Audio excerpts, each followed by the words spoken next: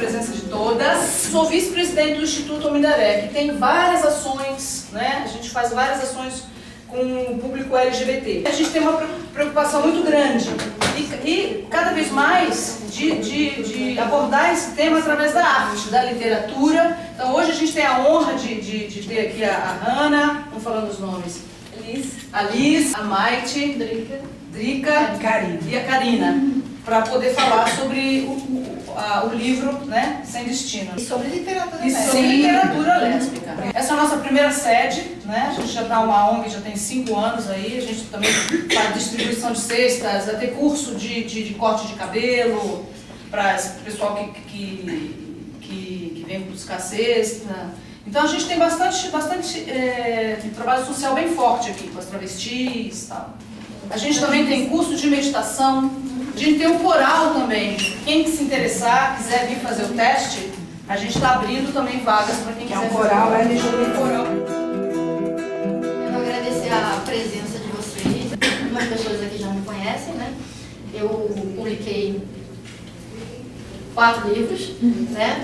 Comecei a publicar na internet em 2008. Então eu tive essa experiência de publicar em site e depois a experiência de publicar o livro impresso. Publiquei com a Malagueta, né, aquele dia do Tomar. Depois publiquei esse daqui, Diário de uma Garota Atrevida, também com a editora Malagueta. Conta a história de uma adolescente que descobre, né, a sua lesbianidade e passa por uma série de aventuras. É bem divertido esse livro. O terceiro livro foi As Rosas e a Revolução, que é uma história, né, de 2 lésbicas ambientada na ditadura militar brasileira. Então tem uma pesquisa, que esse aqui é a menina dos meus olhos, né? Tem uma pesquisa de 5 anos aqui dentro, tá? Eu sempre pesquisei a ditadura, né, desde a faculdade, já pesquisava o tema e resolvi trazer isso também para a literatura. 2 motivos, né? Eu acho que a literatura lésbica é muito importante e esse período da nossa história também é muito importante, a gente não tem que esquecer, a gente não pode esquecer, porque quando a gente esquece, a gente repete os mesmos erros. E o lançamento desse ano, né, que é o Sem Destino, depois que ela partiu, algumas de vocês devem saber, a minha esposa faleceu em 2014 e fiquei muito perdida, né, porque a gente não espera, a gente estava numa fase excelente da nossa vida, a gente estava num período que a gente ia fazer inseminação artificial, nossa família ia crescer, a gente já vinha de um casamento de 5 anos, que era muito especial, muito feliz. Então, nossos planos eles foram interrompidos da noite para o dia. Infelizmente, ela teve um infarto e faleceu. E eu, por muito tempo, pensei que eu não ia mais publicar nada, porque é difícil. Eu chegava, quando eu estava produzindo a Rosa e a Revolução, ela chegava do trabalho, a primeira coisa que ela fazia era colocar a bolsa dela em cima do sofá e perguntar se eu já tinha escrito mais um capítulo. E ela lia, relia e comentava e dizia se estava bom, se não estava. Então, quando ela faleceu, eu perdi não só a minha companheira, não só a mulher que eu amava, eu perdi também a minha referência, a pessoa que falava para mim, olha, você está no caminho certo, você não está. Então, literalmente, eu perdi o chão. É uma situação que eu não desejo para ninguém no mundo passar por essa experiência. E aí eu pensei em nunca mais escrever. No entanto, eu comecei a fazer terapia. Desde que ela faleceu, um mês depois eu tive que fazer terapia, porque a Hanna até sabe, né, participou desse meu período. Eu realmente estava lá no chão mesmo, não conseguia levantar. Então, às vezes, a gente precisa de ajuda profissional. E foi o que aconteceu. E dessa ajuda profissional, como forma da terapia também, o meu terapeuta disse, escreve. E eu não tinha vontade nenhuma de escrever, então eu sabia que se eu escrevesse ia sair coisas assim horríveis. Eu achei que eu nunca mais ia ter vontade de escrever novamente. E aí ele falou, escreve, né, como uma forma de catarse, e eu comecei a escrever. Primeira vez eu escrevi, tá aqui o caderno na parede, não queria mais escrever. Só que eu vi que eu comecei a melhorar, a olhar um pouco para a vida, até com um pouco de esperança. Eu desabafava e foi importante para mim. Tem até uma parte no livro que eu escrevi até aqui atrás, desculpa, que falar nessa história me deixa bem com vontade de chorar. Não sei o porquê de este livro ter chegado em suas mãos, mas se você estiver passando pelo que eu passei, ou conhece alguém que perdeu um ente querido, Saiba que escrever é um desabafo silencioso e solitário, mas nos ajuda a expurgar da alma um pouco da dor e do desencanto que a vida nos acomete. E foi exatamente isso que aconteceu. E no começo desse livro, até quando eu falei para o terapeuta, estou escrevendo uma série de poesias de luto, né, falando como eu estou me sentindo hoje, né, às vezes eu acordava de madrugada para escrever, né, e passou a me fazer companhia. E aí ele falou, mas escreve um pouquinho mais, né, para as pessoas conhecerem um pouco da sua história, né, e não entrar logo nas poesias que são muito pesadas. E aí eu comecei a ver que a minha história era muito leve, porque apesar de ter tido um fim, ela foi muito feliz até que a morte nos separe. Foi uma história muito bonita. E eu busquei resgatar também como forma de não pensar só naquela noite fatídica, porque eu comecei a fazer terapia porque minha vida parou naquele momento, parou naquela noite. Eu não conseguia mais viver, eu não conseguia mais fazer nada. Então eu só lembrava daquela noite. E aí comecei a reler os e-mails que nós trocamos, porque ela era minha leitora, na época que nós nos conhecemos. Eu fiquei doente. Assim que eu terminei de postar o último capítulo do que virou livro depois, naquele dia junto ao mar, eu fiquei doente e eu devo muito o conhecer a Paula, né, que é a minha companheira que faleceu, às minhas próprias leitoras, porque eu fiquei doente e aí começaram a abrir alguns tópicos no site que eu escrevia, especulando, dizendo que eu estava internada, uma série de informações desencontradas. E aí, por causa dessas postagens, ela me mandou um e-mail. Ela sempre leu as histórias, mas nunca tinha comentado, nunca tinha enviado nenhum e-mail. E aí foi através desse contato que a gente começou a conversar, e nós nos apaixonamos, e aí o restante da história vocês vão conhecer. Então, ler esses e-mails, né, foi muito importante também para isso. Para eu começar a ter, claro, o sofrimento ele nunca acaba, a gente aprende a conviver com a dor, mas dentro de mim ficou aquela sensação, nossa, eu tenho que lembrar mais dos momentos que nós passamos e que foram felizes, não do último dia, né, que foi fatídico demais, e eu só conseguia lembrar desse dia. E aí nasceu o Sem Destino depois que ela partiu, apesar do nome, apesar das poesias que tem, ele é um livro de amor, ele conta uma história de amor. Né, e mostra que todos nós somos seres humanos e casais homossexuais também sentem como qualquer outro casal diante da pena. Vou apresentar o livro. Meu nome é Erika Silva, eu escrevo já na internet há bastante tempo, desde 2007, 9 anos que eu escrevendo na internet. Publiquei o livro Glamour em 2010, foi publicado pela editora Malagueta. Já tem algum tempinho aí que tem de publicação, mas foi o único que eu publiquei também. Um livro bem especial porque ele nasceu de uma história que me desafiaram falando que eu não ia conseguir fazer. Minha ex-mulher no ocasião falou, você não vai conseguir escrever porque você não é romântica, você não sabe escrever histórias de amor. E hoje está aí publicado já tem 6 anos. Continuei escrevendo depois disso na internet e continuo até hoje, né? Mas a minha fonte assim, de escrever é mais transmitir diversão. Principalmente diversão, acredito que assim, a parte de informação ela é sempre muito importante, mas a distração com aquilo que você quer ler, né? Não só, uma vez a Karina colocou, foi numa entrevista que você deu, de que lia os livros e imaginava o mocinho como a menina da história também. Ao contrário de eu escrever, para mim, eu quero escrever 2 mulheres juntas, bom, não tem, então eu vou escrever as 2 mulheres juntas. Representação. Exatamente, é isso que eu quero ver. Então, nasceu dessa vontade também, né? E é isso.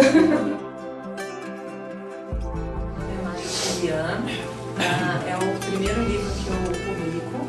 Eu gosto de contar histórias desde criança, desde muito nova mesmo. Eu inventava histórias na minha cabeça, só que sempre ficava só na cabeça. Eu não tinha nenhuma história que eu, à medida que eu fui crescendo, que eu me interessasse em escrever. Até que uma vez eu conheci um escritor e aí eu perguntei para ele, né, como encontrar uma boa história, né, para que eu tivesse essa iniciativa de pôr no papel. E aí ele pegou e falou assim, começa a prestar atenção em tudo que você vê, na rua, nas pessoas, no ônibus. e nos sonhos, e eu comecei a prestar atenção em tudo. Até que um dia eu tive um sonho, que a hora que eu acordei, eu voei pro papel e comecei a escrever todos os detalhes que eu podia daquele sonho. Só que o sonho ele era um desfecho de uma história, e eu comecei a criar o que poderia ter acontecido para chegar naquele desfecho. E daí surgiu o livro. À medida que eu fui criando, ele abordou temas polêmicos da nossa sociedade, que é machismo, insegurança feminina, agressão doméstica. Tudo gira em torno da personagem principal, né, que ela se chama Rachel, né? Ela está extremamente infeliz porque ela está num casamento onde esse empresário, um milionário, ela sofre todo tipo de agressão psicológica, emocional e física. E procurando por ajuda, ela conhece uma terapeuta que chama Marjorie e que se comove tanto com a situação dela que da parte profissional passa a uma amizade, dessa amizade surge uma paixão e um amor que era inusitado para as duas, nenhuma tinha vivido uma experiência dessa até então, né? Só que a Rachel, para que esse romance acontecesse, ela precisa superar essas barreiras do medo, onde ela se encontrava dentro do casamento. E eis que surge uma situação inusitada que obriga ela a reagir. E tudo isso em volta de, para quem curte, terapia alternativa, espiritualidade. Eu trabalho com publicidade numa produtora de vídeo, então minha área não era essa, então era tudo muito novo. É o primeiro sarau, né, roda de conversa que eu participo. Mostra a capa pra gente.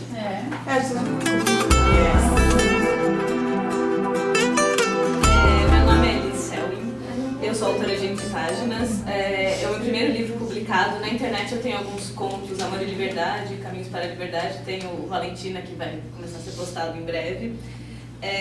Eu sempre gostei de escrever também, eu acho que é assim, algo que me acompanha, apesar da eu sou formada em nutrição, estudante de direito. Páginas, ele se passa em Dublin, ele conta a história da Lucy, que é uma jovem irlandesa órfã, que ela foi criada pela avó, e ela gosta muito de ler. É na leitura que ela encontra, ela vive a história que ela não sabe a própria história, então nos livros ela encontra outras histórias para viver. E nesse contato com a leitura ela conhece o Sr. John, que é o dono de um sebo, e nasce uma amizade muito forte entre eles. Uma tragédia acontece na história e ela acaba conhecendo a detetive Lyra. A Lyra, ela é lésbica, bem resolvida, e uma tragédia leva ela a um romance. Então... Bom, vocês sabem que eu sou da editora Malagueta. A Malagueta publicou 10 livros de autoras lésbicas brasileiras. Agora deu uma paradinha na publicação, nós só estamos vendendo os livros. Eu não sou escritora, mas me aventurei com Laura Bacelar e Lúcia Faco. Nós publicamos esse livro que reúne algumas crônicas sobre a vida das lésbicas brasileiras. A lésbica brasileira tem futuro? Eu acho que sim, eu acho que a gente está cada vez mais produzindo, né? E até nos próprios eventos que nós estamos fazendo agora, a gente vê que o pessoal está interessado em aparecer, está interessado em prestigiar. O termômetro que eu tenho é o meu site. E eu coloquei o livro Sem Destino para vender, a pré-venda dele já teve um boom de um dia para o outro de 300 livros vendidos. Então eu acho que a literatura lésbica está crescendo na mesma proporção que as leitoras também estão conseguindo comprar os livros e indicar o livro, porque a gente precisa disso também. A gente precisa que as pessoas nos incentivem, porque a gente não consegue viver da literatura. Eu adoraria viver da literatura, é impossível. Olha, só por curiosidade, eu fiz essa pergunta porque quando eu vou em qualquer livraria em São Paulo, eu estou sempre indo na estante, nos lugares onde está a literatura LGBT. E outro dia eu fui na Blux, todos aqui devem conhecer, que tem um acervo muito bom de literatura LGBT. E eu tive a curiosidade de contar quantos livros haviam na estante de meninos e de meninas. E uma coisa que me deixou intrigada é que os meninos ainda continuam imbatíveis, também na literatura, né? A gente está sempre falando da questão da visibilidade, né? Quando eu vou nos eventos fazer a exibição da Cassandra Rios, uma pergunta que sempre surge é a questão: por que as mulheres não aparecem tanto quanto os homens? As mulheres, que eu digo as lésbicas e os homens gays. Olha, existem várias justificativas, várias explicações. A questão, basicamente, é cultural, né? A mulher, mesmo não sendo homossexual, sempre foi mais retraída, né? Culturalmente mais apagada, né? E... Oi? Menos ouvida. Menos ouvida, né? Tem tudo isso. A lésbica, mais ainda, né? Porque é a questão de você é, entre aspas, diferente, né? Você sofre muito preconceito ainda hoje, né? Por mais que a gente diga, por mais que a gente justifique que as coisas estão andando, as pessoas estão aceitando de uma forma melhor, a nova geração já abre esse tipo de atitude socialmente, né? Tem tudo isso. Mas na literatura, apesar, e eu fico muito feliz de estar aqui com essas jovens autoras, a Karina Dreca, que eu já conheci, as meninas conheci recentemente, eu vejo que há realmente um movimento na literatura lésbica. Existem autoras que estão publicando de forma independente e às vezes por outras editoras, mas o número continua inferior à literatura dos meninos, né? Eu convido vocês, quem gosta de livros, quem gosta de livrarias, dê uma olhada, qualquer livraria que vocês entrem, a própria Saraiva, por curiosidade, vai e pergunta onde é que está a literatura LGBT. Se o cara te falar, olha, temos uma estante, você já dá um beijo no cara. Maravilha, né? Porque no Rio de Janeiro, há uns anos atrás, não muito tempo atrás, eu entrei numa livraria que tinha um nome maravilhoso, não vou dizer qual é, em Copacabana. Karina depois deve conhecer. Eu perguntei, onde é que está a literatura LGBT? Ah, psicologia. Psicologia. Como assim, né? Sexo, isso que vamos falar, a literatura ligada a sexo. É verdade. Acho que a gente está caminhando, está engatinhando ainda. Realmente, infelizmente, o Fabrício Viana, ele era para estar aqui hoje, né? Ele falaria até melhor, que ele tem, acho que 5 livros publicados, né? E a gente publica ainda muito menos do que os rapazes. Eles têm uma militância até maior, né? Eles têm mais visibilidade. Quando a gente pensa em militância, movimento LGBT, geralmente as pessoas, né, pensam no movimento LGBT, mas nos meninos lutando, né? As mulheres, elas estão sempre em segundo plano, e é isso que a gente tem que... A gente não pode deixar acontecer, a gente não pode se conformar. A gente tem que continuar caminhando, sempre em frente e não desanimar, né? Porque se a gente olhar, as dificuldades são muitas, muitas mesmo. As meninas aqui que publicam sabem o quanto é difícil você colocar um livrinho, a Hanna, né, que tem uma editora, ela sabe o quanto é difícil você fazer essa engrenagem, né, girar. Rodar. Vender. Exatamente, porque se você não vende um livro, você não publica um outro livro. Então a gente tem essa dificuldade também. A internet tem ajudado bastante. Tem ajudado né? bastante. A internet deu um boom desde 2006, por aí, 2005, 2006, que foi acredito que foi um canal que eu entrei, né? Que foi o Shining Box, que era do Terra. Foi do Terra. E lá tinha muita publicação GLS, pouca gente conhecia. Então, assim, acaba entrando por um acaso, mas a internet ela tem sido, depois da expansão, as meninas têm utilizado muito bem o espaço, tanto por redes sociais quanto os próprios sites voltados a isso. Hoje tem um site, por exemplo, Leteira, que tem acessos, assim, muitos acessos por dia, mais de 1000 acessos por dia. As meninas estão interessadas em buscar, né, em conhecer mais. E isso abre o mercado também para o mercado literário. Porém, ainda não é, como você mesmo colocou, público ainda não tem um longo caminho pela frente. Está caminhando. A internet vai ajudar muito ainda a ter, principalmente para as publicações independentes que as autoras estão fazendo, ter essa divulgação. Antes não tinha isso, então era muito restrito mesmo. Ao contrário, já se aceitava um pouco mais falar sobre literatura gay masculina. Que eu acredito realmente que o caminho é pela internet. O livro físico ele vai existir? Vai, mas não vai ser ativo com a internet. E assim, eu acho que a busca das leitoras cresceu também em sites não específicos como o Litera, porque meus contos eles estão no Wattpad, que é uma plataforma também de autores. E na época que eu publicava Amor e Liberdade, que agora já está concluída, ele chegou entre os 200 mais lidos. Isso é muito, assim, competindo com livros de autores que já têm vários livros publicados. Assim, e hoje em dia acho que ele está com 70 mil leituras, alguma coisa assim.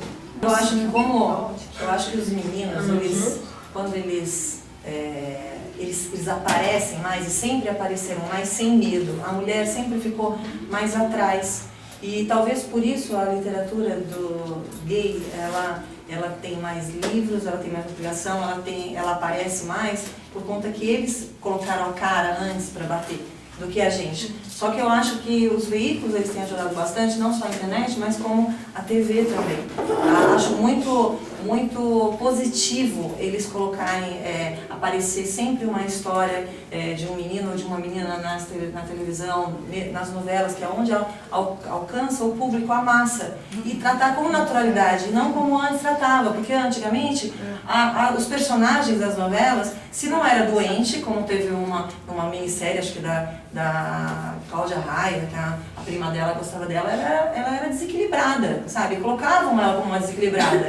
Então, ou eles eram doentes, ou matavam os personagens porque o telespectador não gostava da história, matavam os personagens. Hoje não, hoje eles aparecem e aparecem como histórias normais de amor, né? Então eu acho que isso também ajuda as mulheres terem coragem de colocar a cara sem ter medo de serem reprimidas, de serem julgadas. E aí por isso eu acredito que a literatura lésbica ela vai crescer, vai ter mais gente que vai querer colocar a cara sem medo de ser condenada. A questão da literatura lésbica não é simplesmente por falta de quem produza, mas por falta de um leitor de qualidade também. Porque tem muita gente publicando, mas a maioria tem uma qualidade péssima, não tem respeito com o público. Porque vocês, como autoras, vocês sabem que a gente vai ler, vocês precisam nos respeitar. Eu estou dando para vocês um momento da minha vida que é um tempo que não volta. Um tempo que eu poderia estar gastando lendo um clássico.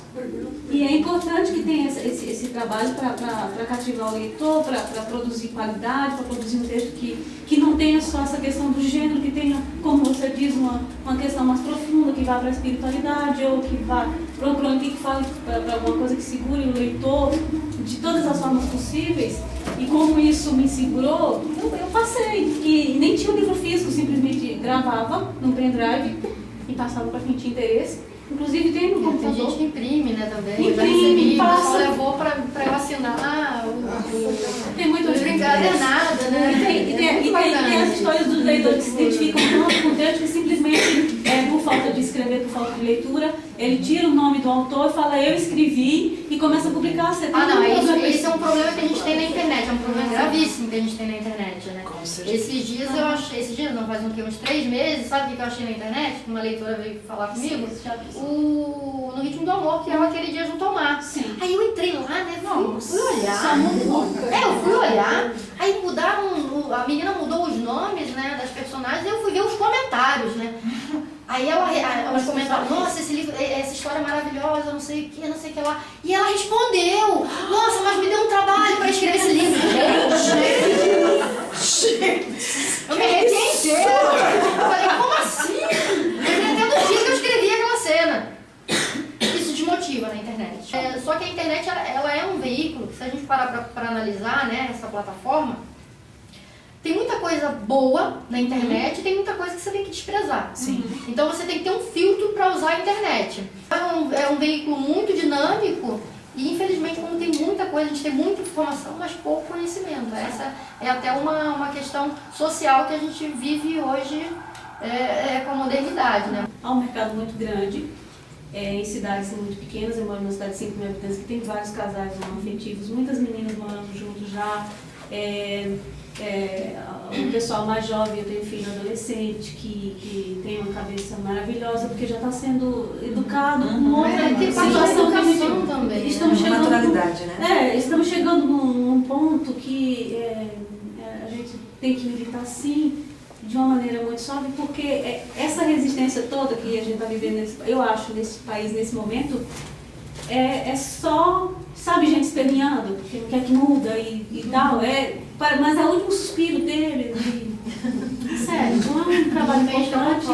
É um trabalho importante, é um trabalho lindo. Tem muito eleitor, eu posso falar com tranquilidade que tem muito leitor, muita leitora quieta lá no campo. Precisa realmente divulgar. Né? Por isso que eu acho um ato político, um ato importante, assumir-se. Né? É claro que cada um sabe onde aperta o calo, né? Eu tenho 20 anos, moro com os meus pais, dependo deles, e às vezes você tem que, né, saber se naquele momento, se é o momento de você se assumir ou não. Mas é um ato político, é um ato muito importante, né? Se nada impede, vergonha, por exemplo, ter vergonha de ser o que você é, eu acho isso um erro muito grande. E tem essa questão, não vou no lançamento porque pode sair uma foto minha, né, em um lançamento de um livro feito para mulheres que gostam de outras mulheres. Então a gente também tem esse entrave, né, esse empecilho. Eu fui militante do movimento lésbico-feminista há muitos anos atrás. E parece que a coisa não está muito diferente, a gente está avançando, porque aconteceu assim, um dos jornais publicados teve um princípio, o jornal Lampião. Um dos autores é o Aguinaldo Silva, entre outros autores. Depois o grupo se separou, porque ele começou com algumas pessoas da USP. Aí rachou o grupo, que as mulheres queriam tratar de problemas específicos e pertinentes às mulheres, do movimento lésbico feminista. E a bicharada não concordava, era uma bicharada machista. O pau quebrou e o grupo rachou. Aí ficou o grupo Somos, da USP. E formou-se os grupos de mulheres lésbicas e tal. E um dos jornais se chamava Xana com Xana. E nas nossas reuniões, que vinha muita gente, a gente falava assim, olha, a próxima edição, se vocês quiserem, deixe o endereço que a gente pode mandar, né? Pelo correio e tal. A maioria fala, não, pelo amor de Deus. Na minha casa não, se a minha família souber, me expulsam de casa. As mulheres. Não as que moravam já com as namoradas, não. Mas aquelas que ainda moravam com a família. E isso há mais de 30 anos atrás. Você vê o mesmo processo aí. Então, agora ouvindo você falar sobre isso e tal, a gente ainda vive este problema. Claro que avançamos muito, crescemos muito, olha, cada vez mais autoras lésbicas, né? Isso é bastante positivo, porque a voz das mulheres precisa sim ser ouvida cada vez mais. Quem tiver interesse em saber da trajetória da imprensa gay, porque ela citou dois jornais importantes, o Lampião da Esquina, né? Lampião, isso. O Lampião da Esquina e o Xana com Xana. O Lampião da Esquina, recentemente, uma moça lançou um documentário sobre esse jornal, com depoimentos do Aguinaldo e outras pessoas, o João Celso Cury, Trevisan. Onde foi o lançamento do livro do Aguinaldo Silva, ele falou sobre o Lampião. Ele começou a descrever lá atrás. Que é importante para quem tem interesse nesse assunto. Existe esse documentário e o Xana com Xana, ele foi estudado por uma jornalista muito interessante, mineira, Flávia Perret.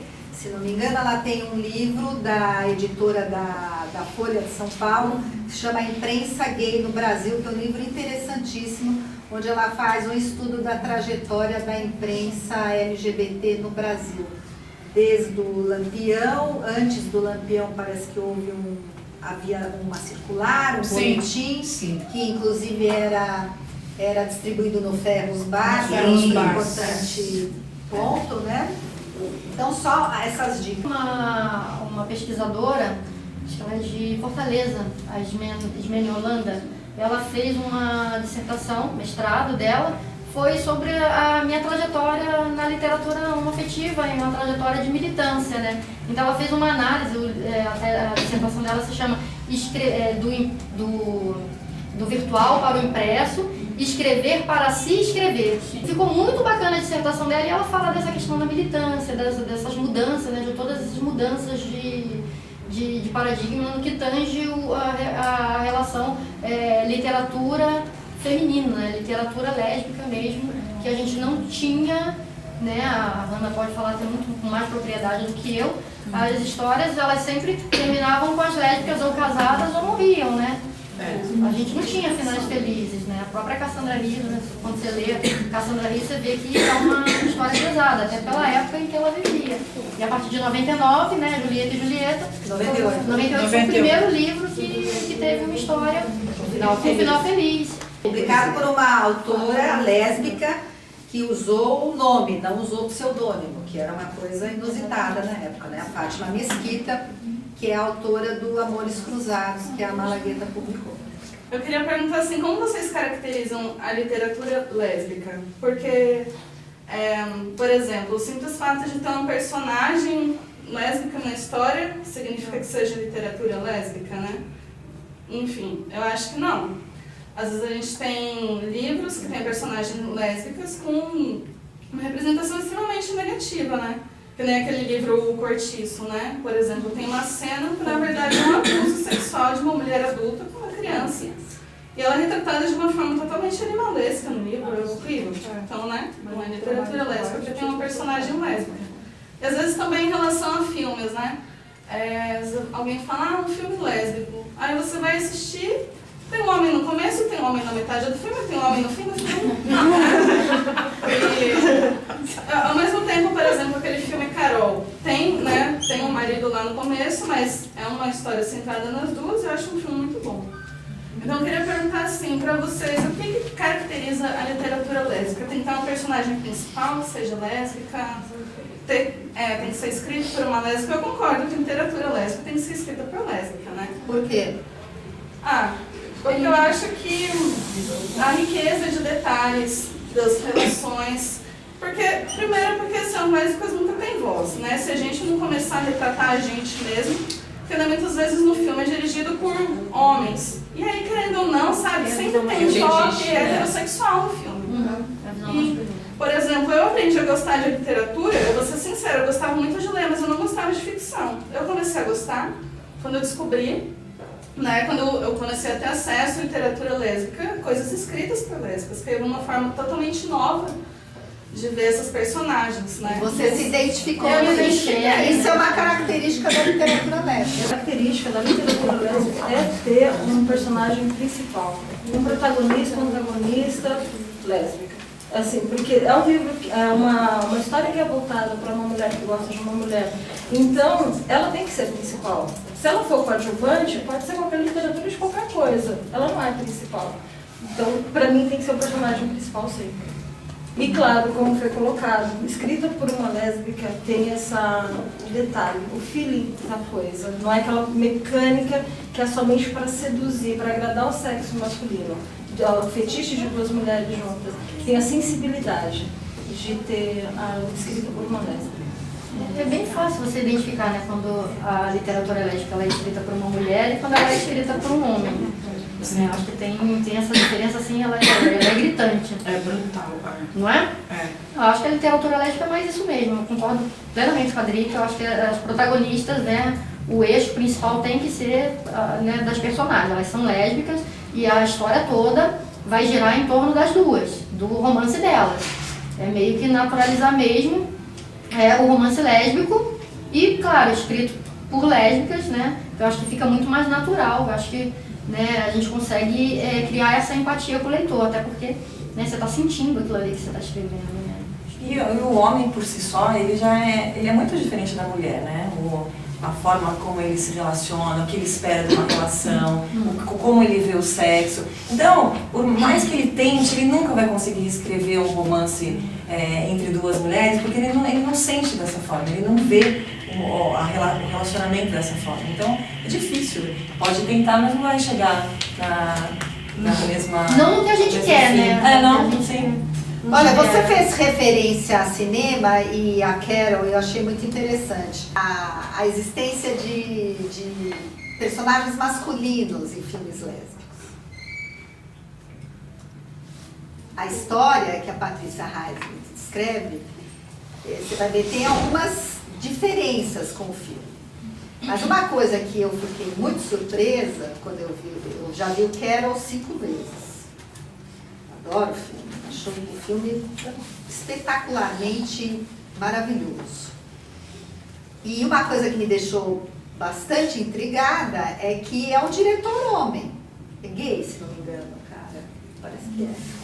Mas ele teve uma sensibilidade na direção das atrizes que um diretor brasileiro não teve com, no meu modo de entender, né? Com Flores Raras Banalíssimas, dirigindo a Glória com a E a americana, esqueci o nome. Eu considero a Glória Pires uma grande atriz e a outra atriz também maravilhosa, mas eu não me senti representada como lésbica naquele casal. Eu não consegui me convencer. E já no Carol, as duas me convenceram plenamente, né? Então você vê, são dois diretores, homens, claro, duas histórias diferentes, contextos diferentes, línguas diferentes, países diferentes. Mas a sensibilidade, a questão é a sensibilidade, né?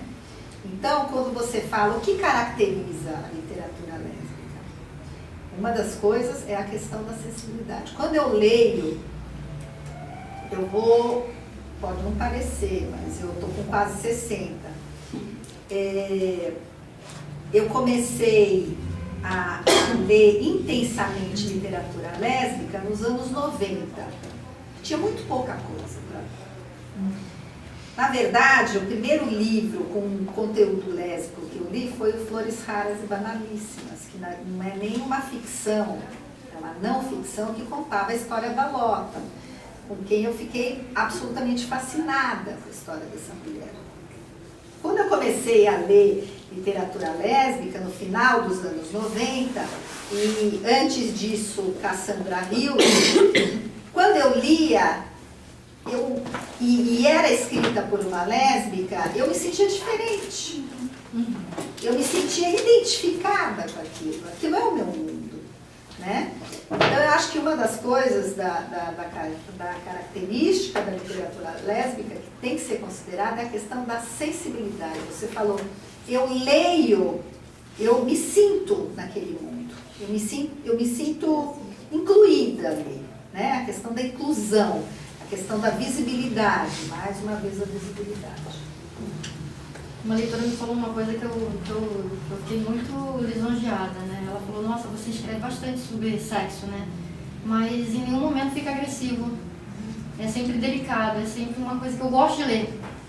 Mas se eu pego um livro, por exemplo, ela falou, aqueles 50 tons de cinza, me dá nojo. Me dá... Porque a forma como uma lésbica escreve para outra lésbica, né, é diferente. Eu acho que é a questão dessa sensibilidade mesmo. Quando o homem escreve literatura lésbica, ele vai ser muito agressivo. Vai ficar uma coisa bem grotesca ali. Mas olha, a Cassandra, em várias cenas de sexo entre mulheres, para quem não sabe, foi a pioneira, né, em abordar o lesbianismo nas letras brasileiras. E ela tem sexo muito agressivo. Ela tem o sadomasoquismo presente em vários livros dela. Eu, sinceramente, eu fiquei realmente chocada, entendeu? Eu li aquilo e falei, meu Deus do céu. Mas é assim, normalmente, quando você escreve, aparentemente é algo que eu estou presumindo que ela tenha passado pela experiência, porque é uma riqueza de detalhes, né? Você que leu... Bastante violência e o Gamay Gazela, que é Ela viu Você o contexto que ela comprou também, vivia, né? Tem um Deus bem.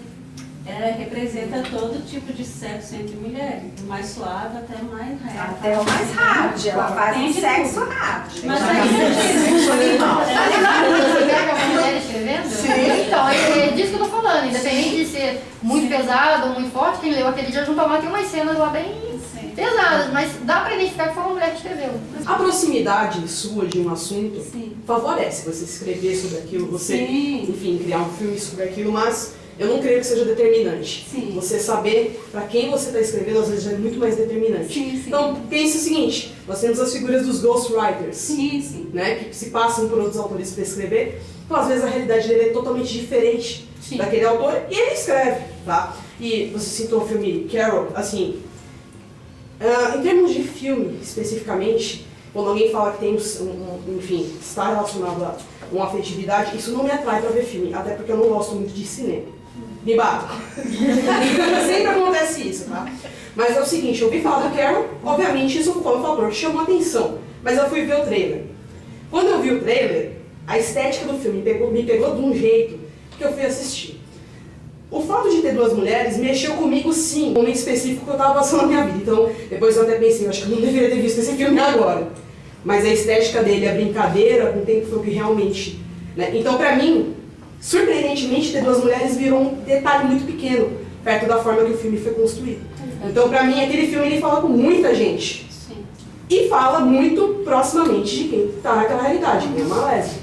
Mas, assim... Pra mim estar próximo, fazer parte daquele meio te ajuda a escrever, porque você conhece qualquer vivência, mas não necessariamente. Importa que você, o que você quer atingir, que mensagem que você quer passar. Uhum.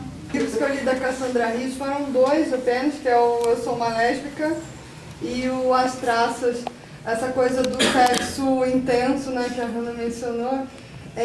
Não sei, dar a impressão de que a personagem tem um desejo assim, muito reprimido, uma vontade que não se pode mencionar em público, até porque uma das personagens é professora, imagina, né, e ela tem um noivo e tal, então parece que esse desejo é tão reprimido que na hora que ele acontece, se concretiza, o sexo vem desse modo mais agressivo, mas não por ser violência, mas por aquela coisa que está presa aqui e em algum momento explode, exatamente. Mas dá para perceber que é uma mulher escrevendo, é diferente, né?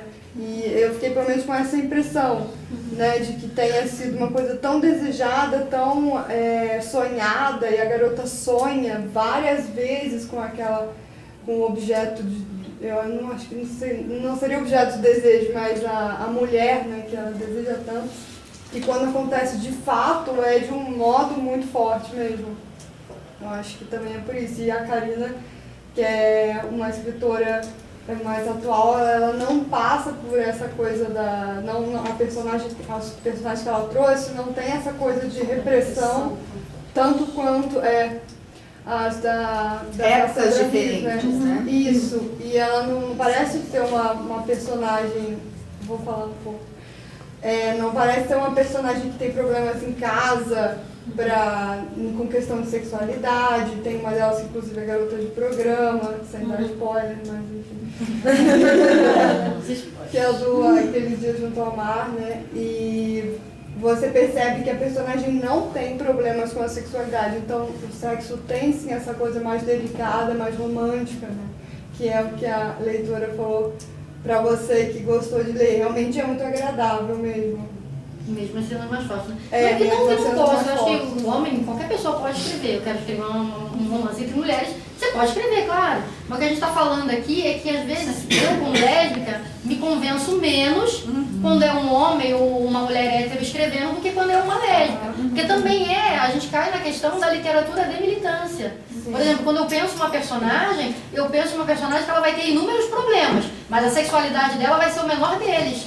Porque a sexualidade, ela não tem que ser um problema muito grave na sua vida. Essa cena que passou em Liberdade, com dois homens, eu fiquei assistindo, foi uma coisa assim, é uma coisa mais agressiva o sexo entre dois homens, mas mesmo assim foi de uma sensibilidade também, uma delicadeza, mas foi uma relação entre dois homens. Aquilo lá que passou em Liberdade, cena entre mulheres nunca chegou nem perto, mas nem perto do que foi.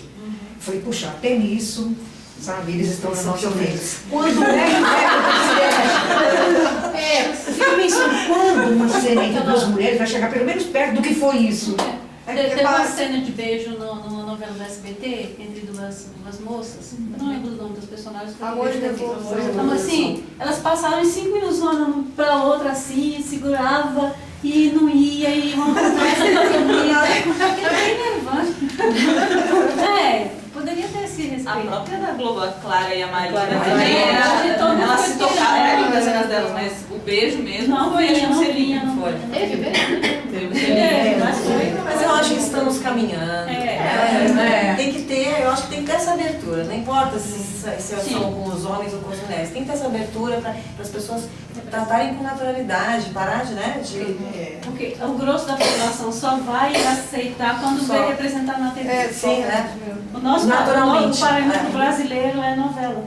E ainda acho, não só as novelas, eu acho que em todas as camadas, todas as nuances, todos os lugares tem que ser nossos. As mulheres ainda têm uma postura muito tímida. Eu acho que tem que ousar enfiar cara, ir pra rua, sabe? Eu fui militante, eu dei a cara a tapa, eu corri da polícia, a gente viveu cada coisa. E hoje a gente pergunta assim, as mulheres mais veteranas que viveram isso, cadê essa meninada que não mete a cara na rua? Cadê as lésbicas que não ousam? Cadê as mulheres na política? Onde é que estão as mulheres, as cantoras lésbicas? As escritoras estão aqui, mas escuta, nós somos muitas. Todos os lugares devem ser nossos. Para de se esconder. Ninguém vai matar todas as lésbicas desse país. A gente não vai deixar. Muita gente. As mulheres precisam, sim, se fazer ouvir, participar, pôr a cara na rua e em todos os lugares. Eles são nossos, sim, sempre foram. Não é privilégio, ninguém deu nada pra gente, é nosso. É o nosso terreno, é o nosso lugar, é o nosso espaço, é a nossa sexualidade. A nossa tem que ser, sabe, as mulheres lésbicas, tem que ter uma postura mais ativa, tem que meter a cara assim, no teatro, na música, no cinema, nos saraus, nas rodas de conversa. A gente tem que ter mais momentos como esses, sim, cada vez maiores, como falarmos com as nossas amigas, lermos mais, participarmos mais, enfim, temos que estar em todos os lugares, sim. Ousadia, coragem, participação, entendeu? Voz ativa, a gente precisa, sim. É isso.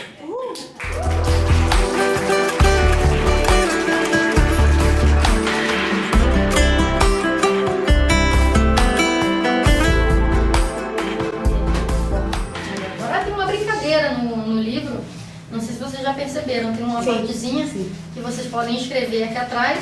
Então quem já tem um grande amor, pode escrever tudo o que gostaria de dizer para essa pessoa, né? Olha essa Você tem um grande amor?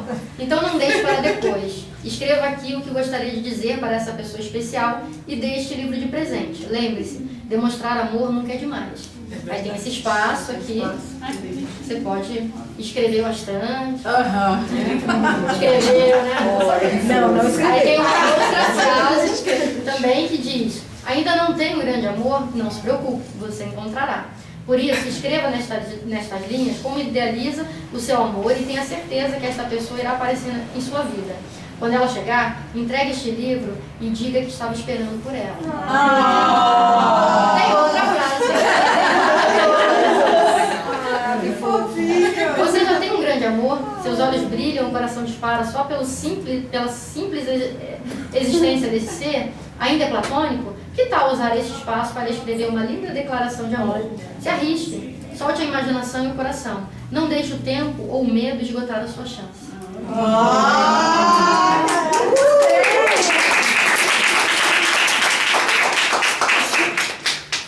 Leia um trecho.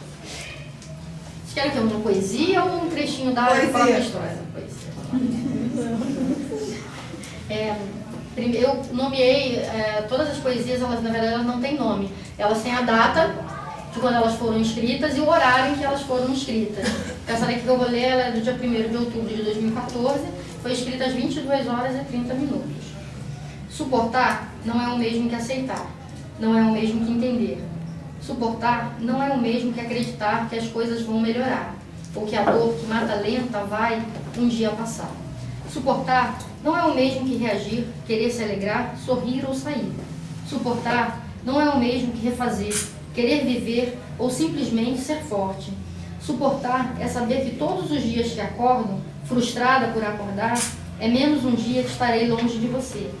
Me aguarde, me espere, não se perca de mim, porque você será a última lembrança do meu último suspiro. Eu te amo.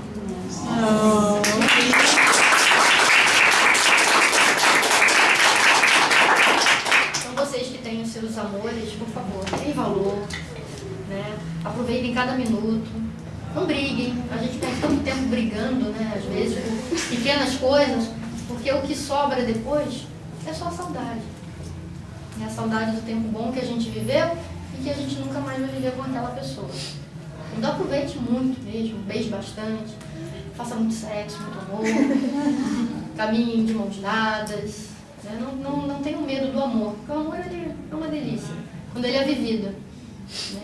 Não se frustrem, não deixem para depois, porque o depois ele pode não chegar mais. Então aí a gente se arrependa sim, mas pelo que vocês fizeram, não pelo que vocês deixaram de fazer. Essa é uma das mensagens do livro.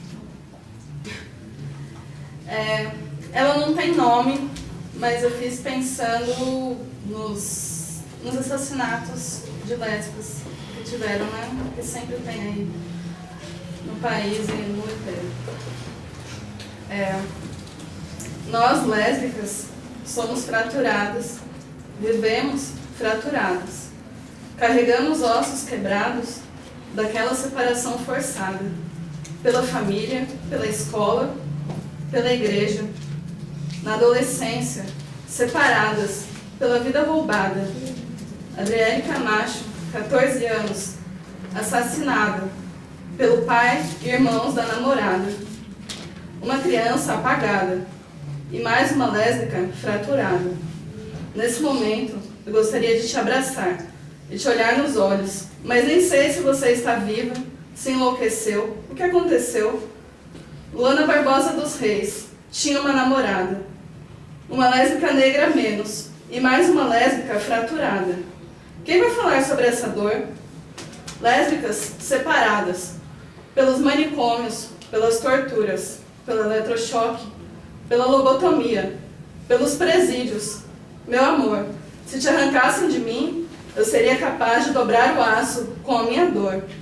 Uma lésbica viva é uma sobrevivente de uma guerra invisível que nos faz sangrar diariamente. Em memória, em nome de todas as lésbicas fraturadas, pelos muros das cadeias, dos manicômios, dos cemitérios, em nome do meu amor.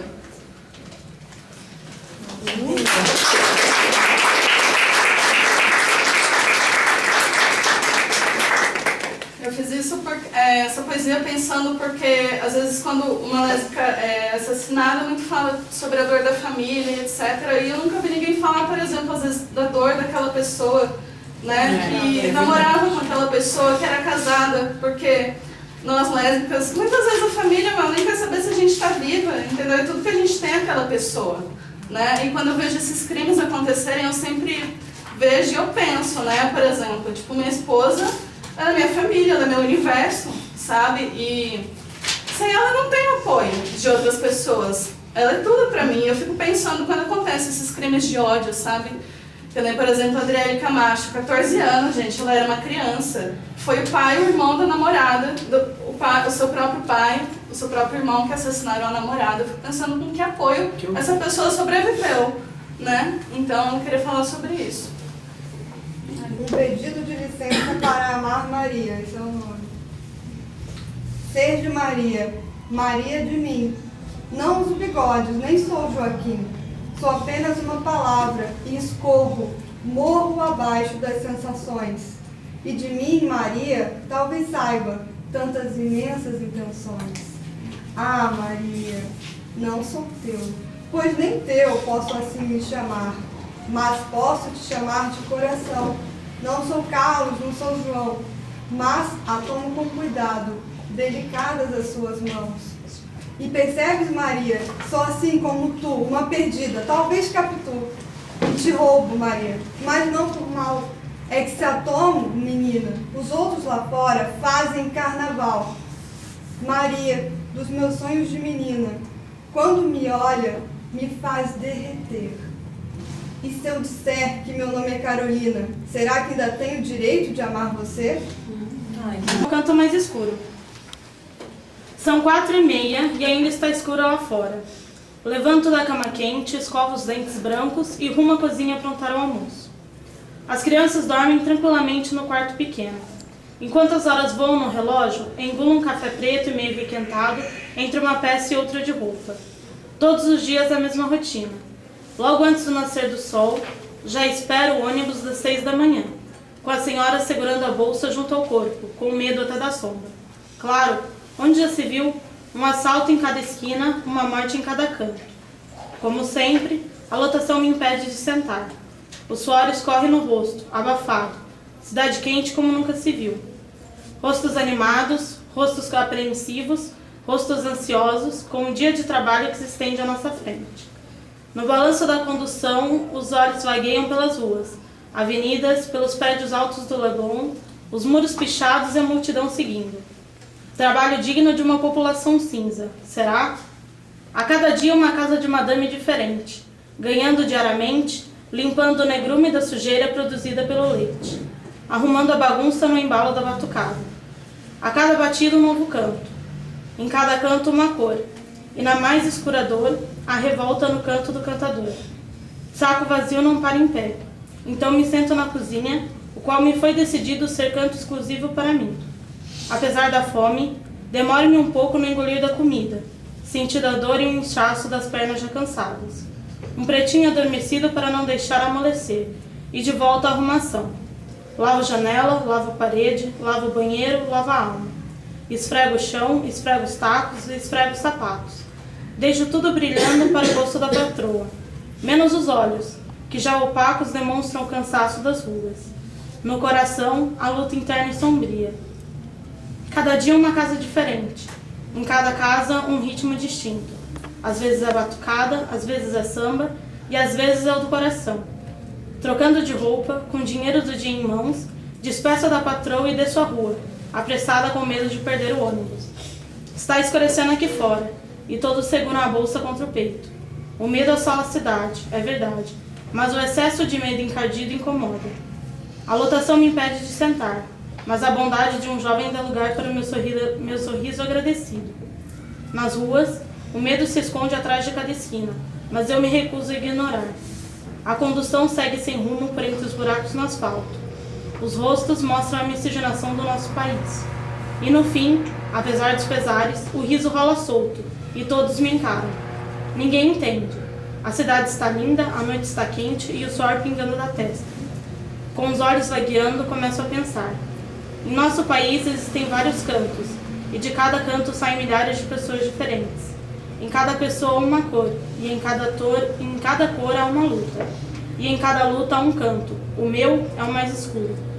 No balanço da condição, marchinhas tomam os ouvidos dos mais novos. O riso frouxo escorre de meus lábios, muito cansados para protestar. Mas dentro da cabeça persiste a dúvida. Por que somos lembradas apenas como a cor do carnaval? O samba no pé, o sorriso nos lábios, os cabelos enrolados e os corpos seminus. Quem são elas? Quem sou eu? Olho para as minhas mãos calejadas e a batucada atinge o ego. As mãos encardidas do trabalho cinza, essas mesmas mãos que ajudaram a construir nossa nação, são mãos obscuras que se escondem nos cantos aos olhos brancos. Fora de época, meus cabelos são chamados de bombril. Fora de época, meus santos são esquecidos. Fora de época, não sou bonita de se olhar. Fora de época, não sou digna de respeito. A revolta invade o peito, feito piche que se espalha no asfalto. E se eu apenas pudesse, se eu lhes mostrasse, os olhos trazem a tristeza da vida sofrida, os anos que se acumulam nas costas e nas pernas, a pobreza que me rouba o pão da boca para dar aos meus filhos, o embalo que me faz seguir em frente todos os dias, o cansaço que me faz deitar e não querer levantar. Mas amanhã, às 4:30, ainda estará escuro lá fora. Estará escuro aqui dentro. Levantarei da cama e escovarei os dentes. escovarei os dentes brancos e arrumarei a cozinha para cantar o almoço. O riso branco aparece em meus olhos cor da noite, enquanto o canto sai por dentro meus lábios escuros. Canto que me desperta, canto que me orgulha, canto que me faz feliz, canto que me faz forte. Meu ponto chegou, tenho que descer. E enquanto o dia raiar, eu rezarei para fazer parte dessa massa cinza que caminha e canta e trabalha. São algumas quadras até a casa simples e humilde. Meus pulmões se enchem de ar, respirando finalmente, preparando-me mentalmente para a terceira parte da jornada. Chegando em casa, as crianças correm ao meu encontro, beijando meu rosto e gritando e correndo e badernando, e eu já não aguento mais, mas com um sorriso nos lábios. Lavo as crianças, lavo a cozinha, lavo a louça. Arrumo a sala, arrumo os quartos, arrumo a janta. Ajudo a fazer a lição. Mato a barata, mato a sede, mato um leão por dia. Coloco as crianças na cama, um beijo de boa noite e um carinho de quem doa tudo o que tem para a felicidade de quem se ama. Em meu quarto, finalmente o tempo para mim mesma. Olho-me no espelho e que vejo. A velhice deteriora meu corpo, meu rosto, minha pele. Minhas dores consomem meu ânimo e eu só quero deitar. Forço-me a olhar no espelho e apesar das dores, apesar do cansaço, apesar da pobreza, o que permanece é o sorriso estampado no rosto. Esse sorriso que insiste em aparecer e que ninguém entende. Essa força que vem de dentro e que ninguém pode tirar de mim. Antes de deitar, ajoelho-me no chão, prostrada diante da cama. Agradeço por mais um dia de luta. Agradeço por uma vida digna. Agradeço pela saúde da minha família. E agradeço pela fé inabalável para seguir em frente, todos os dias. Estava tendo um congresso dos estudantes da Unesp e da FATEC, né, o CEL, e estava numa sala para discutir exatamente sobre repressão. E daí comecei a falar sobre lesbofobia e homofobia. O menino falou que ele não era homofóbico porque ele adorava ver duas mulheres se pegando. Então daí eu briguei e daí eu saí como a errada da Unesp de Marília inteira. Eu fui histérica, louca, etc. Cheguei em casa, então daí eu fiz isso aqui. Se chama Uma Tonelada de Visibilidade Fetiche, a Nossa Morte. Sobreviver exige fôlego, gritos que não cabem nos meus pulmões. Cadê a gente nos espaços? Cadê a autonomia dos nossos corpos? Visibilidade em pedaços? O açougue, filé, coxa, peito. Não tenho a frieza dos apáticos quando estão nos cortando, nos perfurando e nos vendendo, cotidianamente. Não somos entretenimento para seu prazer das cartilhas das indústrias pornográficas, exploradoras de mulheres. Gelo, vagina. Gelo, muito gelo para amenizar as dores? Bate, estaca, bate, estraga. Perfura, bate e estraga. Mulheres da classe trabalhadora, salário mínimo. Sobreviver, indústria pornográfica. Bate, estraga. Sangue, gelo para amenizar as dores? Gemido de dor, olhar de terror. Lésbicas não são personagens de filmes pornográficos. Pedaços de corpos, punição, falocentrismo, correção, estupro curativo, pedaços de corpos, pedaços de gente, pedaços da gente, punição, falocentrismo. Cadê a autonomia dos nossos corpos? Cadê a gente nos espaços? A polícia vem com operação sapatão, massacrando e torturando, estupro curativo, moral e bons costumes, heterossexismo e enforcamento, sangue, família heteropatriarcal e veneno, dor, raiva e medo, deslegitimando a luta das lésbicas, frieza no discurso, histeria privada emocional. Encho de fôlego meus pulmões e respondo. Abaixo a misoginia, falo o patriarcado racional. Falocentrismo persiste. Você não sente falta? Não, você não pode olhar. Não, você não pode participar. Outras lógicas sangram e falam, calma, mal comida. Correção, punição, estupro curativo. E falam, calma, histeria. O primeiro fala, quero participar. Outro fala, olha. O primeiro fala, desculpa, cara, foi engano, achei que eram duas mulheres. Minha mãe me violenta psicologicamente todos os dias, e às vezes fisicamente. Ficarei com homens para isso parar. Estupro social. O heterossexismo estupro curativo. Não, você não pode participar, não, você não pode olhar. Propriedade privada, patriarcado, estupro curativo. Burguesia, grande mídia, estupro curativo. piada, invisibilidade e estupro curativo, lesbofobia, lesbocídio e estupro curativo. Deslegitimando a luta das lésbicas, falam: frieza no discurso, histeria privada emocional. Encho de fôlego nos pulmões e respondo: abaixo a lesbofobia, fado o patriarcado racional. Todo mundo já ouviu falar no Fígaro, né? Mas é a bodas dele. Dentro dessa ópera tem um personagem que é muito interessante. É uma menina que se veste de menino. E ele diz assim, ele está tocando, né, ele vai, na verdade, ele vai falar uma poesia para duas mulheres. E ele está apaixonado pelas duas. Ela está apaixonada pelas duas. Então ele diz assim, começa a cantar e diz assim: você que sabe o que é amor, vocês que sabem o que é o amor, falando para as mulheres, né? Vejam se é isso que eu tenho no meu coração, se é isso o que eu provo. Eu vou contar para vocês, isso é muito novo para mim, falando para as mulheres, né? Entender eu não sei, eu sinto um afeto pleno de desejo, uma hora é uma delícia, outra hora é um martírio, eu gelo, eu sinto a alma em chamas e em um momento torno a gelar. Procuro um bem fora de mim, eu não sei como deter esse sentimento, eu não sei o que é. Eu suspiro, eu gemo sem querer, eu palpito, eu tremo sem saber. Não consigo encontrar a paz dia e noite, mas ainda assim eu gosto que definham. Você que sabe o que é o amor, mulheres, vejam se é isso que eu tenho no meu coração. Então essa é a tradução da letra, né? Mas é uma mulher. É uma mulher, é uma personagem travestida dentro da ópera, né? E na ópera tem alguns personagens assim interessantes. Eu vou cantar agora para vocês em italiano. Eu vou ler aqui